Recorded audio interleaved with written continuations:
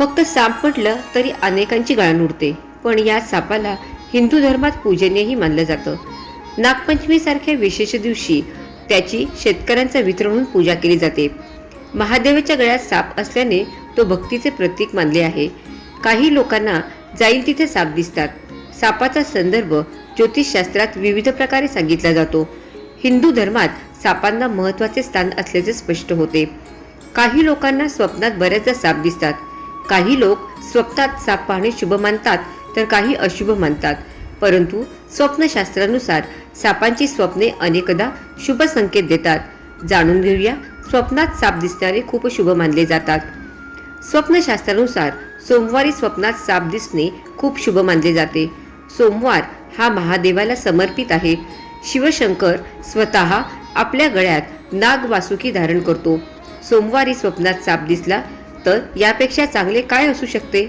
सोमवारी स्वप्नात साप दिसणे म्हणजे तुमचा काळ लवकरच बदलणार असून तुमचे सर्व त्रास संपणार आहेत.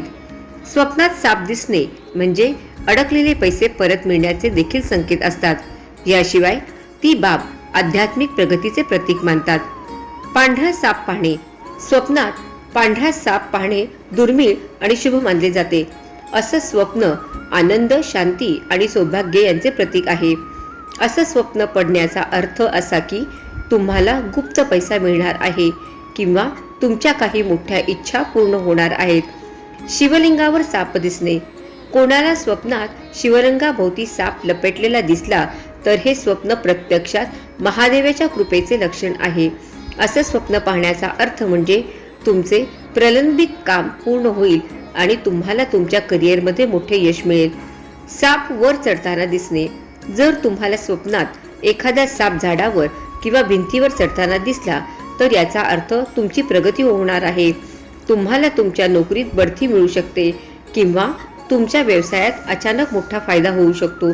एकूणच हे स्वप्न दर्शवते. फणा काढलेला साप दिसणे. स्वप्नात फणा उंचवलेला साप दिसला तर ते राजयोग किंवा धनप्राप्तीचे लक्षण आहे. भविष्यात तुम्हाला वडिलोपार्जित संपत्तीचा लाभ मिळण्याची शक्यता आहे. बिळात साप. स्वप्नात साप बिळात जात असल्याचे दिसणे म्हणजे तुम्हाला अचानक पैसा मिळू शकतो. वाईट वेळ आता संपल्याचे ते समजू शकतात. येथे दिलेली माहिती ज्योतिष ज्ञानावर आधारित आहे. याला कोणताही शास्त्रीय पुरावा नाही.